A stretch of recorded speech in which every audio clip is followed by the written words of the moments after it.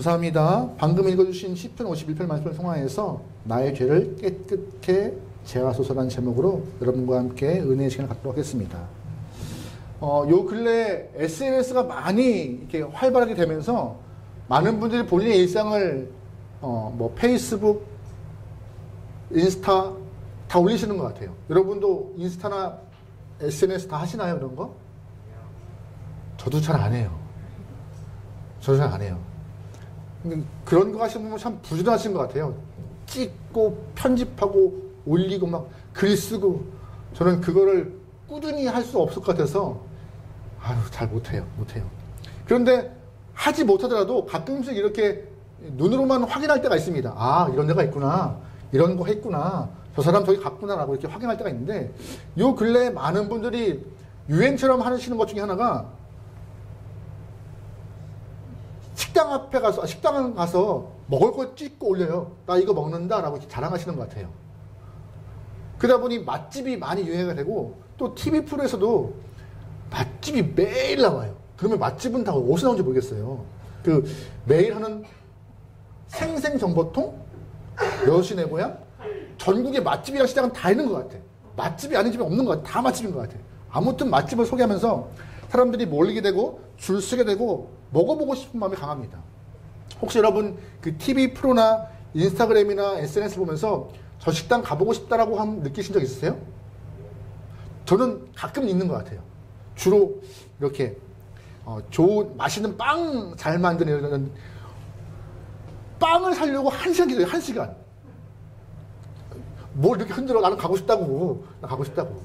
궁금해요. 무슨 빵이길래 저 비싼 빵을 1시간 동안 변호표 받고 줄 서 있을까?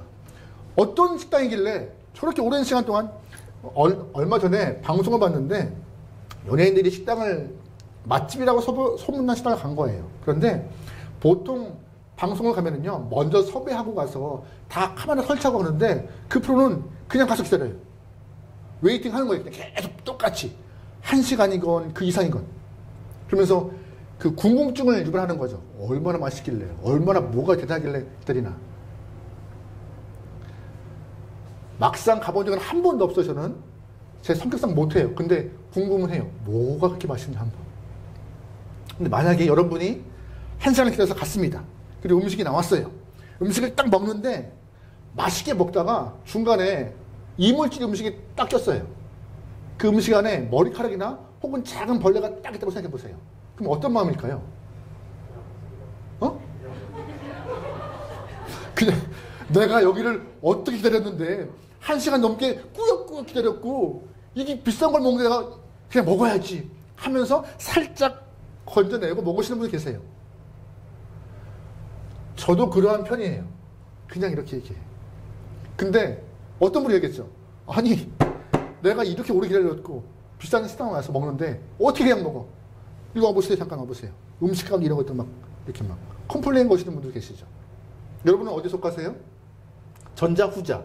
저는 거의 전자 쪽에 가까워요. 이렇게. 근데 아마 많은 분들이 후자 쪽에 가까울 수도 있어요. 근데 여러분 잘 보시면 그 음식물에 이물질이 있는 순간 그 식당의 가치와 음식의 값어치는 확 떨어집니다. 뭐 내가 이거 먹자고 기다리는 거야 이렇게? 하는 마음이 확 상해요. 음식 맛이 아니라 기분이 상하고 마음이 상해요. 근데 여러분 그거 아세요? 인간도 똑같아요. 인간들. 처음에 하나님이 창세기에서 하나님의 형상으로 인간을 만들었다라고 했어요. 존귀하다, 가치다라고 말씀하셨어요. 근데 죄 때문에 그 존귀하고 가치 있는 인간이 죄가 확 깁니다. 아니, 가치가 확 떨어져 버렸어요. 하나님 형상으로 만들어진 정말 심히 보기 좋은 영혼들이 심히 좋지 않게 되었고 복을 받기에 복을 넘치기에 받을 만한 영혼들이 복을 받을 수 없는 영혼이 되어버렸습니다. 죄 때문에요. 죄 때문에 존귀함도 가치함도 인간이 잃었고 또한 그 인격이 무너졌고 삶이 더럽고 추함으로 변해버렸어요. 하나님은 그래서 그 죄로 무너진 인간을 향하여서 축복과 부흥을 부으시지 않아요. 그래서 죄 가운데 주님의 은혜, 하늘의 은혜를 주는 것이 맞겠어요? 안 맞으니까 안 주시는 거예요. 하나님의 임재, 하나님의 기적 소망하시죠? 근데 죄 있는 곳에 그런 임재와 기적은 없어요. 내가 예수를 잘 믿는 것 같은데 막상 구원의 확신과 신앙의 즐거움이 없는 분들도 계세요. 그냥 떠밀려서 예배를 잘 드리시는 분도 계시고 그냥 습관적으로 예배를 잘 드리시는 분도 계실 수 있어요. 기도 열심히 하는 것 같고 찬송가 열심히 부르는 것 같은데 기쁨이 없고 믿음의 삶을 사는 것 같은데 능력이 없는 삶을 보내시는 분도 계실 수 있어요. 예배를 드려도 매일매일 말라가는 것 같고 별 특별한 거 없는 것 같고 매주 드리는 예배가 특별함이 없는 것 같고 스스로 물어보세요. 나는 혹시 정결한 마음으로 예배를 드리며 거룩한 모습으로 삶을 살아내려고 애쓰고 있는지에 대해서 하나님이 내 삶에 가치를 높이시고자 복을 주시고 은혜를 주고 싶으신데 내 죄 때문에 혹시 복과 은혜를 못 받고 있지 않은지 하나님과 내 사이에 막힌 담, 죄로 막힌 담 때문에 많은 것들이 끊어진 영혼 되어 있지 않은지 이사야가 이런 말을 하고 있습니다. 이사야 59장인데요. 다 같이 읽어볼게요. 시작. 여호와의 손이 짧아 구원하지 못하심도 아니요 귀가 둔하여 듣지 못하심도 아니라 오직 너희 죄악이 너희 죄가 그의 얼굴을 가리어서 너희에게서 듣지 뭐 때문에요? 하나님의 능력이 없어서 손이 짧아서 귀가 없어서 못 듣고 못 구원하시는 거 아니다. 오히려 하고 싶으신 분이 하나님이신데 뭐 때문에요? 죄 때문에. 너의 죄 때문에 부어주고 싶어도 못 부어주고 계시고 가고 싶어도 손을 못 뻗는 분이 하나님이시다. 죄의 문제가 해결돼야 모든 것들이 다 끝난다라고 하나님은 분명히 말씀 가운데 선포하십니다. 예수를 믿는데 기뻐야죠. 기도하는데 응답 받아야죠. 찬송하는데 즐거워야죠. 그런데 아무것도 느끼지 못하는 삶이라면 이것 때문에 혹시 죄 때문에 막힘이 있지 않는가 우리는 되돌아봐야 할 것입니다.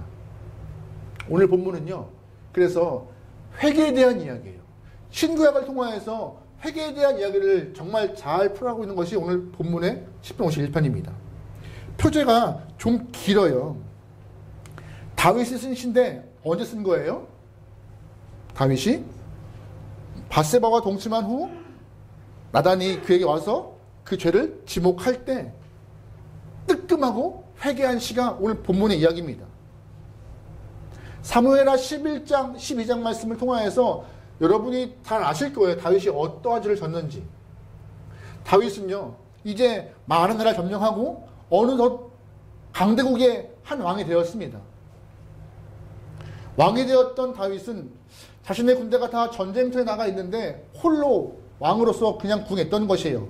일반적 같으면은 왕이 맨 앞에 서서 나를 따르라 할 텐데 그때만큼은 다윗이 그냥 궁에 있었던 것이죠. 그래서 왕궁 옥상을 거닐 때 건너편에서 목욕을 하고 있던 밧세바라는 여인을 보게 됩니다. 그때 욕정이 확 생겨요. 그 욕정을 이기지 못하고 왕궁으로 밧세바를 불러서 가늠하는 범죄를 저지르는 것이 다윗이었습니다. 그런데 그 일 이후에 얼마 후 밧세바가 임신을 하게 된 거예요. 왕으로서 멀쩡한 가정의 부인을 불러다가 가늠을 해서 임신시킨다? 체면이 안 서는 것이죠. 그래서 이 일을 덮고자 다윗은 그 밧세바라는 여인의 남편을 군인이었는데 불러와요. 전장 가운데 불러서 이 여인과 동침시키면 혹여나 내 아이가 아니라 남자의 아이로 잘 알겠지라고 계획을 세웁니다. 그런데 밧세바에게 특별 휴가를 주어서 전장에서 집으로 불렀는데 이 충심이 강한 우리아가 밧세바의 남편 우리아가 집에 들어가지 않고 어찌나 혼자 들어갈 것인가. 내 친구들은 동료들은 다 전장 가운데 목숨 걸고 있는데 나는 못 들어간다. 집 밖에서 텐트를 치며 우거해요. 다윗의 계획이 실패한 것이죠. 어떻게 하면 좋을까? 어떻게 하면 좋을까? 다윗은 고심 끝에 한 계획을 또 세웁니다. 전장에 지휘하고 있던 장군 요압에게 편지를 써요. 다시금 우리아가 휴가를 마치고 복귀할 때 전장 맨 앞으로 보내어서 그를 싸우게 하라. 그리고 그가 싸울 때 모든 군대가 철수하라. 우리아 혼자 전쟁에 들어가는 일이 발생하고 결국 전사하게 됩니다. 그 일을 딱 알게 된 이후 다윗은 됐다 생각하여서 밧세바를 본인의 후처로 맞이해요. 남들 보기에 자기 부하의 부인, 임신한 그 부인을 그냥 홀대할 수 없어서 자기 아내로 맞이하는 다윗이 오히려 더 너그러운 왕으로 보일 수 있는 그런 상황이 된 거예요. 수가 많았던 것이죠. 그리고 어느덧 1년 정도가 흘렀습니다. 그때 나단이 주 앞에 메시지를 듣고 다윗에게 한 이야기를 들려줘요. 다윗이요, 내가 주님께 한 이야기를 들었습니다. 한 성읍에 부자와 가난한 자가 살고 있는데 부자의 집에는 양도 많고 염소도 많고 참 가축이 많이 있는 큰 거부였고, 가난한 집의 한 영혼은 암양 한 마리만 자녀같이 키우고 있는 그런 영혼이었습니다. 그런데 부잣집에 손님이 왔고 그 부자는 손님을 대접하기 위해서 자신의 양을 잡은 것이 아니라 그 가난한 자의 양을 잡아 손님을 대접했습니다. 어떻게 하면 좋을까요? 다윗은 그렇게 듣고 화를 내면서 어떻게 이런 부자가 오히려 가난한 자를 돕고 품어야 할 건데 그의 것을 뺏어 손님을 대접해? 화가 난 다윗은 그 영혼이 누구냐고 막 따지기 시작하죠. 그때 나단이 하는 말이 그 부자가 당신입니다 하는 말을 듣고 엎드려서 회개하며 쓴 시가 오늘 시래요. 오늘 시.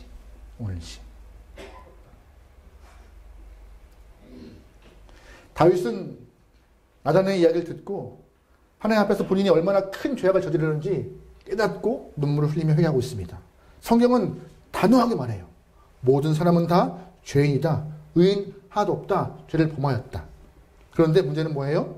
이렇게 본문과 같이 이야기를 듣고 죄를 깨닫고 주 앞에 나와서 회개하는 영혼인가 하면은 반대로 듣고도 내가 죄인임을 깨닫지 않고 그냥 죄의 길로 계속 가는 영혼이 있다는 것입니다. 나 죄 없어. 나 죄인 아니야. 너희들이 계속 나를 죄인이라고 하지만 나 죄가 없는 영혼이야. 나는 잘 살았어. 법 없이도 살 사람이야 라고 스스로를 자부하며 살아가는 영혼들이 존재한다는 것이에요. 그런데 성경은 그런 영혼을 이렇게 말합니다. 이사야 1장 말씀인데요. 같이 읽어볼게요. 시작. 여호와께서 말씀하시되 오라 우리가 서로 변론하자. 너희의 죄가 주홍같을지라도 금과같이 이어질 것이요 김같이 붉을지라도 양털같이 이게 되리라. 아멘. 무슨 말이에요? 너 죄 없다고 얘기하는 거야? 와봐. 나랑 같이 얘기해보자. 왜 죄가 없다고 얘기하는 거야? 그렇게 죄송합니다. 무식한 이야기. 그렇게 앞뒤 꽉 막힌 얘기하고 있는 너희 한번 와봐. 나랑 한번 얘기해보자. 얘기하고 있는 거예요. 죄 많지. 죄 많은 거 다 알게 될 거야. 그렇지만 그 죄를 하나님이 예수님을 통하여서 용서하실 거라는 것이 이사야 말씀이세요. 죄 없는 영혼 한 명도 없다는 이야기를 하고 있는 것이죠. 그러기에 우리가 인생 가운데 정말로 큰 은혜를 경험할 수 있는 그 발판은 죄를 주 앞에 고백하여 용서받는 것, 그로 인하여 주 앞에 들어가는 것, 그게 가장 큰 키포인트인 것입니다. 오늘 다윗이 그 일을 행하고 회복하고 있는 것이에요. 여러분 질문 드려보죠. 그렇다면 제가 계속 말하고 있는 그 회개가 뭘까요? 회개는요, 죄의 길을 걸어가다가 멈추고 돌아서는 것, 이걸 회개라고 그러는 거예요. 계속 길을 가다가 죄의 길을 가다가 멈춰 섰어요. 깨닫고 내가 잘못된 길이구나. 더 이상 가면 안 되는 거구나 하면서 길을 꺾는 것이 회개인 것이에요. 그런데 사람들이 실제로 인생길 가운데 걸어가다가 내가 죄인이구나라고 인식하는 부분들, 내가 심각한 죄인이구나라고 생각하는 부분들이 많지 않아요. 근데 우리가 한번 곱씹어 보세요.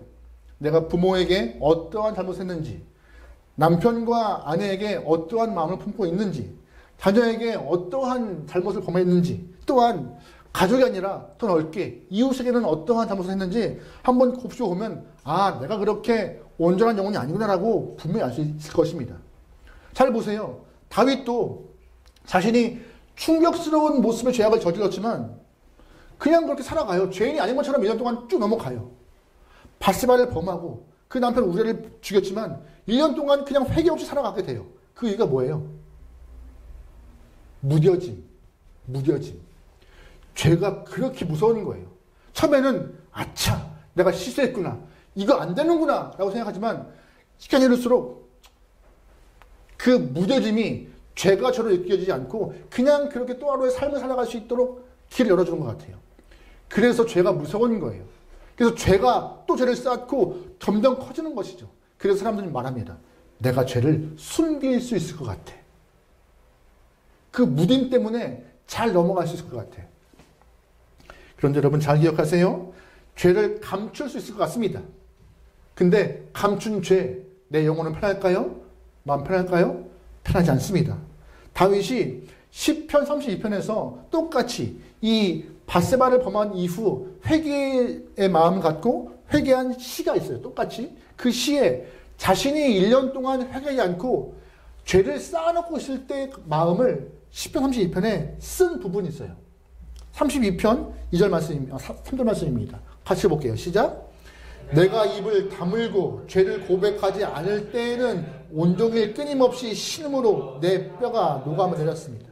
주님께서 밤낮 손으로 나를 짓누르셨기에 나의 혀가 여름 가뭄에 풀 마르듯 말라버렸습니다. 죄를 고백하지 않았을 때 심령이 말하고 있는 것이에요. 1년 동안 아무도 모르게 다윗은 잘 지내왔단, 잘 버티더라고 생각했는데 정작 그 심령은요, 가뭄에 말라가는 것처럼 주의 진노의 손이 누르고 있었고 고통 가운데 신음하고 있는 그 심령 가운데 몸부림치고 있었습니다. 여러분은 죄를 숨겨서 이러한 고통과 말라버림을 경험하지 않게 소망합니다.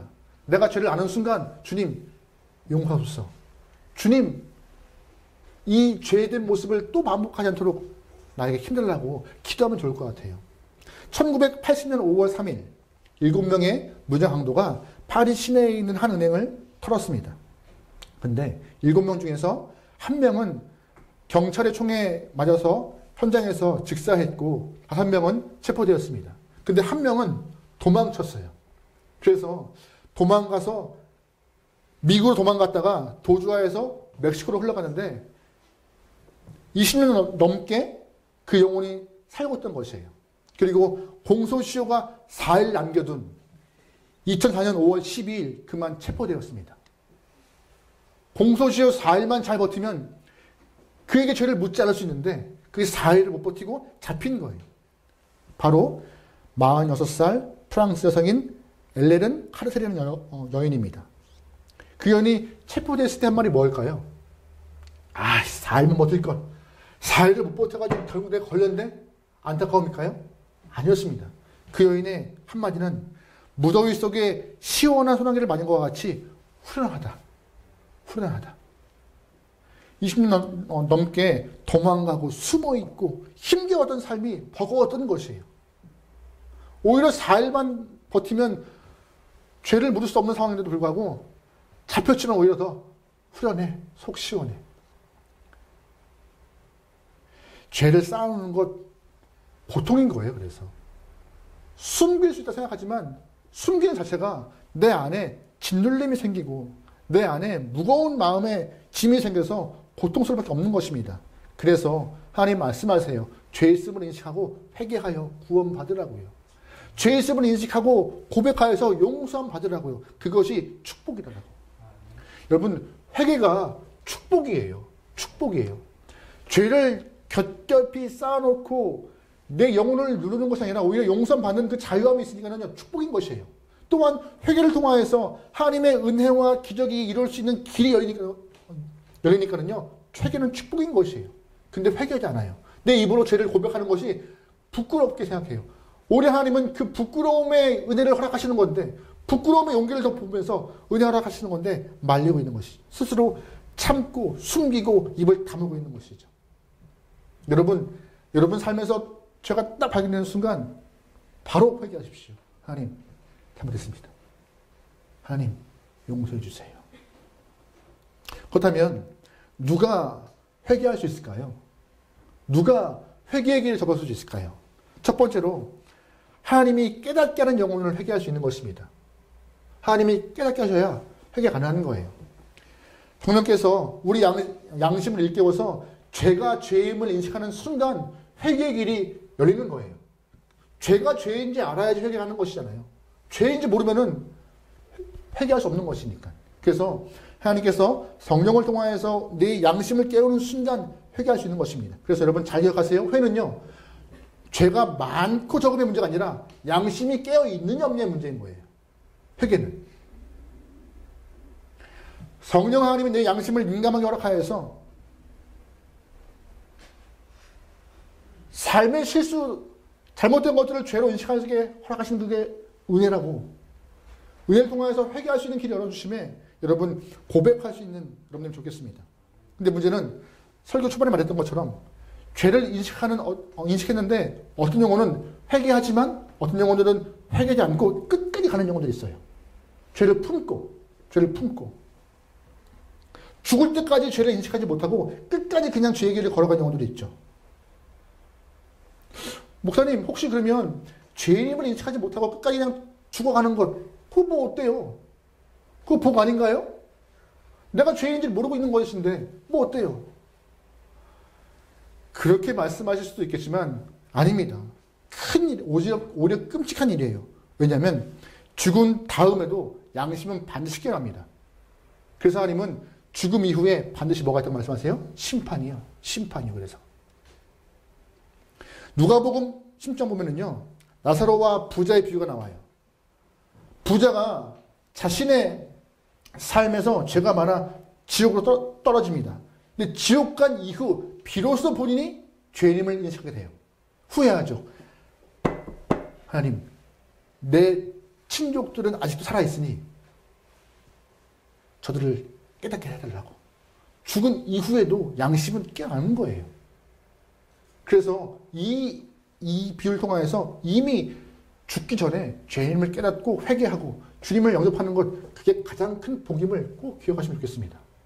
또한 회개할 수 있는 영혼은 어떤 영혼이냐? 예수님을 바로 믿으면 회개 가능해요. 바로 믿으면. 누가복음 5장 보면은요, 베드로가 예수님을 만나서 예수님에게 명령을 듣죠. 저쪽에 가서 금을 내려봐. 금은 고기를 많이 잡을 거야. 처음 보는 청년이 베드로에게, 어부인 베드로에게 그런 이야기를 했지만 베드로는 그 얘기에 의심하지 않고 그물을 예수가 말한 곳에 던집니다. 그리고 크게 고기를 건져 올려요. 그 이후 베드로가 한 말이 무엇일까요? 감사합니다. 저랑 5대5 반가르죠. 이렇게 했을까요? 안 했어요. 베드로의 첫 마디 딱 하나였어요. 나를 떠나소서. 나는 죄인입니다. 예수와 함께하고 그에게 마음을 주니 본인이 죄인임을 딱 떠올라서 나와 함께하지 마소서. 나는 죄인이라고 말하는 것이 베드로였습니다. 예수와 함께하는 것이 죄의 길이 인식되고 회개의 길이 열리는 거예요. 여러분, 그러기에 우리 안에 하나님의 깨우침이, 성령 하나님의 양심이 깨우침이, 예수를 만나 회개의 길이 열려 죄를 고백할 수 있는 은혜가 있기를 항상 간거 기도하세요. 그래야 우리 영혼이 주 앞에 달려갈 수 있는 기회가 얻는 것입니다. 그러면 각설하고 오늘 본문에서 이 다윗을 통하여서 회개하는 자의 모습이 어떠한 것인가, 지금 좋은 모습의 본인을 좀 찾을 수 있는데 그걸 좀 알아보면 좋겠어요. 첫 번째, 다윗은 본문에서 어떻게 회개했습니까? 바로 본인이 죄인임을 깨닫게 돼요. 죄인임을요. 이게 정말 큰 포인트예요. 우리 3절 말씀 보겠습니다. 같이 읽어요. 시작. 무릇 나는 내 죄가를 아오니 내 죄가 항상 내 앞에 있나이다. 내가 주께만 범죄하여 주의 목전에 악을 행하였사오니 주께서 말씀하실 때에 의로우시다 하고 주께서 아멘. 다윗은 말해요. 내가 주 앞에서 항상 죄인이었음을 고백하고 있습니다. 아, 하나님, 내가 죄인이었네요. 그 죄인임을 아는 순간 주 앞에 나와서 이렇게 기도함전하고 깨닫게 되었습니다. 그것이 바로 회개의 첫 시작이었어요. 근데 오늘 4절 말씀에 좀 이상한 부분이 있어요. 이상한 부분. 여러분 보시기에 전혀 이상하지 않죠? 4절 말씀에 좀 이상한 포인트 있으세요?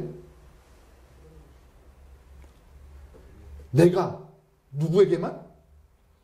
주께만. 내가 주께만 범죄할 때만 하고 있습니다.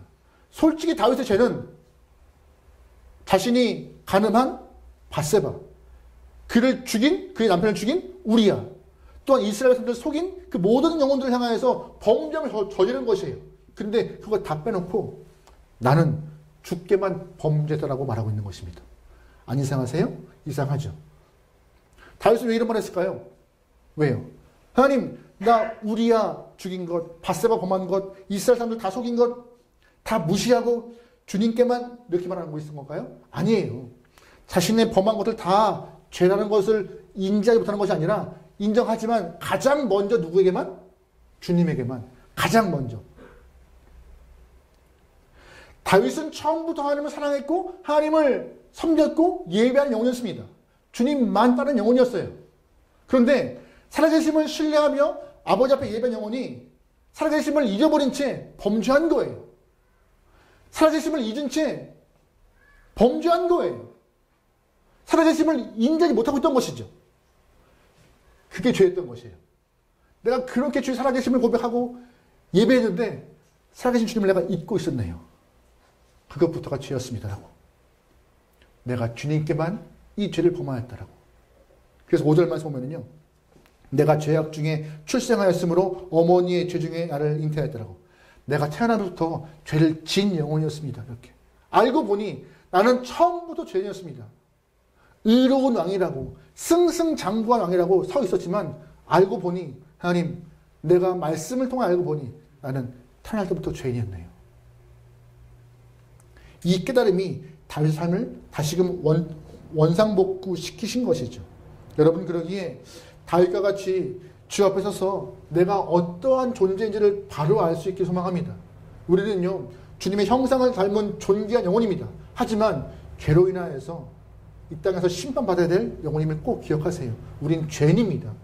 죄라고 고백하는 그 영혼을 통하여서 하나님은 은혜의 길을 여시니까는요 죄인임을 알아갈 수 있고 고백할 수 있게 소망하며, 두 번째 오늘 보면서 말하고 있는 것은 무엇이냐, 진짜 회개한 영혼이 어떻게 하는지 보여주고 있어요. 다 하고 있습니다. 진짜 회개한 영혼은요 양심의 가책만 느끼는 것이 아니라 주님께 달려가는 영혼이 진짜 회개한 영혼입니다. 여러분 잘 보세요. 양심의 가책과 회개는 같지 않아요. 양심의 가책과 회개는 같지 않습니다. 꼭 기억하셔야 됩니다. 양심의 가책을 느끼는 사람들은요 내가 죄인이라는 마음 때문에 숨어요. 본능적으로 숨어요. 창세기 보면은요 하나님이 아담과 하와에게 먹지 말라는 선악과가 있었습니다. 그걸 먹는 순간 아담과 하와가 눈이 밝아져 본인이 죄인임을 알게 돼요. 그때 한 모습이 뭘까요? 숨었어요. 죄인임을 알고 양심의 가책을 느끼는 순간 주님 내가 하나님의 명령을 어겼습니다가 아니라 숨어요. 양심의 가책은 회개 아닙니다. 가로두다가 예수를 은 30을 팔았습니다. 예수가 못 박혔죠. 그 마음에 큰 짐, 양심의 가책을 느낀 유다가 은 30을 통하여서 제사장에게 주고 주 앞에 나가서 회개했나요?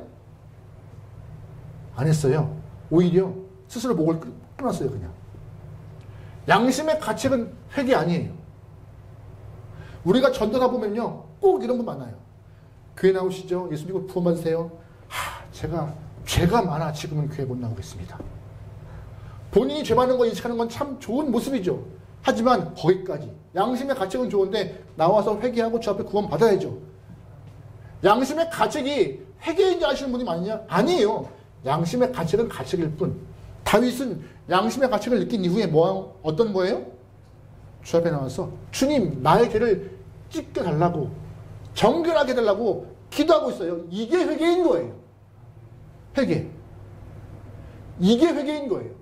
잘못된 길을 가다가 돌아서 다시금 먼 길을 가려고 하는 모습.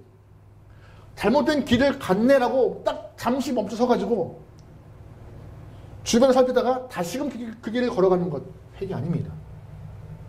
근데 우리는 양심의 가책의 회개인 줄 알고 있지만 성경 어디에도 그런 말은 없어요. 다윗도 오늘 본문에서 그러한 모습 보이지 않고 있고요. 진정한 회개는 내가 죄인 깨닫는 순간 주님께 달려가는 것입니다.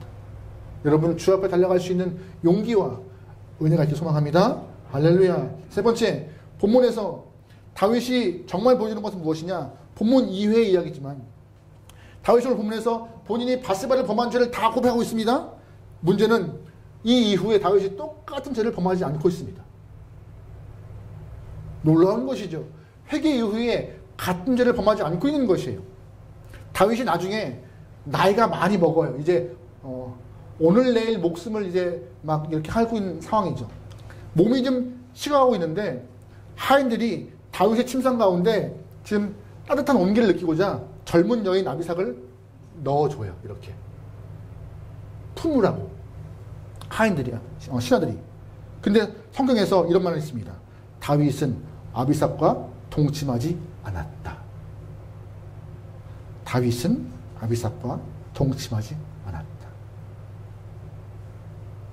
시편 51편에 자신의 죄를 다 회개한 이후 그 이후에 자신의 처가 아닌 여인을 품지 않은 다윗의 모습으로 삶이 끝나버립니다. 회개는요, 진짜 회개는 같은 죄를 범하지 않는 모습으로, 다시금 말해서 진짜 회개는요, 진정한 회개는 죄를 이겨나갈 수 있는 힘을 주는 거예요. 가끔씩 이런 분이 계세요. 저도 같은 고민할 때가 있었어요. 목사님, 회개했는데요, 똑같은 죄를 또 져요. 면목이 없어요. 그 면목도 양심의 가책도 은혜예요. 거기서 멈춘 순간 또 우리는 주저앉지만 또 회개하면서 하나님 내가 또 그랬네요. 내 의지로 죄를 꺾고자 내 이 오만함 버리게 달라고. 주님의 힘을 받고 성령의 인도하심으로 내가 죄를 꺾을 수 있는 힘 달라고 계속 회개하는 것이 귀한 은혜인 것입니다. 여러분 그러기에 같은 죄를 반복할지라도 같은 회개가 계속 있을지라도 기도하세요. 회개의 기회를 계속 주는 것이 은혜예요. 그 진정한 회개가 쌓일 때 죄를 이겨내갈 수 있는 힘을 얻는 것이에요. 아예 내가 또 이 죄를 졌네. 면목이 없네. 아유 하면서 회개하지 않는 것, 그게 더 큰 죄입니다.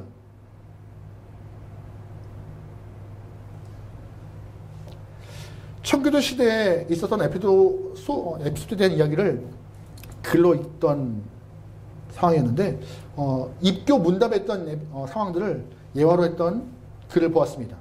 한 자매가 교회에 들어와서 신앙생활을 하려고 하는데 입교, 예수를 믿어서 교인 되는 그 상황 가운데 교회 장로님들이 질문하는 상황을 글로 쓴 글이에요.